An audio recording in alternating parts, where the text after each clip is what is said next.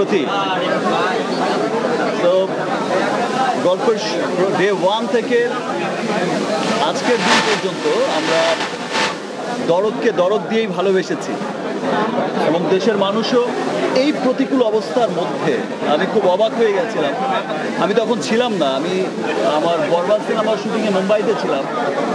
আমি যখন শুনলাম, আমার এতটা এক্সপেকটেশন ছিল না। যে আপনারা জানেন যে বিভিন্ন কারণেই হয়তো মামুন তেমন একটা পাবলিসিটি করতে পারেনি, প্রচারণায় তেমন খুব একটা আহামরি কোনো কিছু করতে পারেনি, ঠিক সময় মতো চেষ্টা করা সত্ত্বেও অনেক কিছু দিতে পারেনি। কিন্তু সবাই খুব চেষ্টা করেছে, মামুন খুব চেষ্টা করেছে, আমার প্রোডাকশন টিম খুব চেষ্টা করেছে। কত চমৎকার একটা সিনেমা, কেন প্রেজেন্ট করবে না চমৎকার করে? আমরা সকলেই খুব শঙ্কিত ছিলাম যে দেশের এই সিচুয়েশনে আসলে সিনেমা দেখার মুডে মানুষ কতটা আছে, বিনোদনের জন্য মানুষ কতটা উদ্গ্রীব হয়ে আছে। আপনারা যখন বরবাদ দেখবেন সামনে, বরবাদ দেখে বললাম ওয়াও কি দেখলাম, সেটা মনে হবে যে তুফানের চাইতে ডাবল বাজেটের সিনেমা। আবার বরবাদের পরে যে সিনেমা দেখবেন সেটা মনে হবে ওয়াও ম্যান, এটা কি দেখলাম, কিন্তু আরো অনেক বড় বাজেটের সিনেমা। লোক, একটা সময় ছিল যখন দেবদাস হয়েছিল বলিউডে 50 কোটি টাকা দিয়ে, তখন আমরা সবাই পাগল হয়ে গেলাম, পুরো বলিউড অস্থির হয়ে গেল। 50 কোটি রুপির সিনেমা, আর আজকে 1000 কোটি রুপিটা তাদের সিনেমা বানায়, বিজনেস করে তারা হাজার হাজার কোটি রুপি একটা সিনেমায়। তো সে 50 কোটি কিন্তু এখন ছোট্ট অ্যামাউন্ট হয়ে গেছে, সেই 100 কোটি এখন রেমুনারেশন হয়ে গেছে। ইনশাল্লাহ এমনও একদিন আসবে যেদিন মনে হবে যে তুফানের বরবাদের বাজেটটা মনে হবে খুব ছোট্ট বাজেট ভাই একটা সিনেমার জন্য। ইনশাল্লাহ আমরা সেই দিনের অপেক্ষা করছি এবং সেই দিনের জন্য সো গুড। আমি আসলে অনেকদিন ধরে দেখবো করে প্ল্যান করছিলাম, বাট দেখতে পারি না।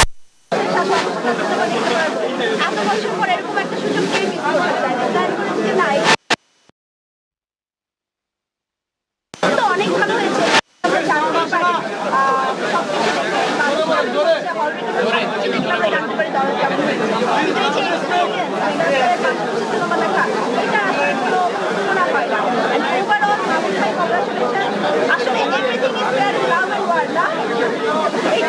চাচুকে কি বললাম?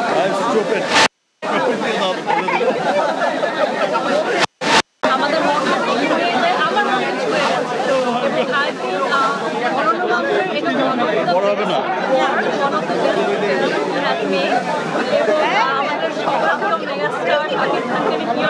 বরাবর আমাদেরকে তার অসাধারণ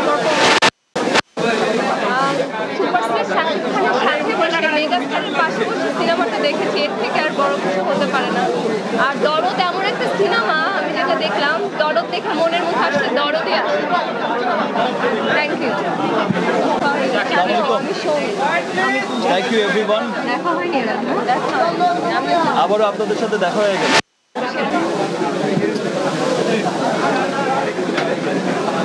আপনারা দেখেছেন তো দরদ? ভালো লেগেছে? এখানেই সার্থকতা, চরিত্রটা যে অ্যাটলিস্ট ভালো লেগেছে। আমারও খুব, আপনারা যারাই দেখেছেন আপনারা সকলেই দেখেছেন যে খুব বিশাল আঙ্গিকে, খুব তামঝামওয়ালা কোনো সিনেমা না, খুব বিশালত্ব এখানে নেই। কিন্তু ছবি দেখতে দেখতে দেখতে আমিই সুযোগ পাচ্ছি না। নায়িকাদের যখনই আমি শিডিউল পাঠাচ্ছি, আমি যে মুম্বাইতে থাকতে থাকতে ভাই যত যাই হোক, দেশের প্রতি আলাদা একটা টান থাকে, দেশের মানুষের প্রতি টান থাকে। চেষ্টা করেছেন, আপনারা সকলেই জানেন যে দরদ ছিল কিন্তু আপনার প্রিয়তমার পরপর একটা সিনেমা। হয়তো সামহাও বিভিন্ন কারণে আমাদের মুক্তিটা অনেকবার পিছিয়েছে। ছোটবেলা থেকে এখন পর্যন্ত এক শাহরুখ খানকেই দেখে আসছি,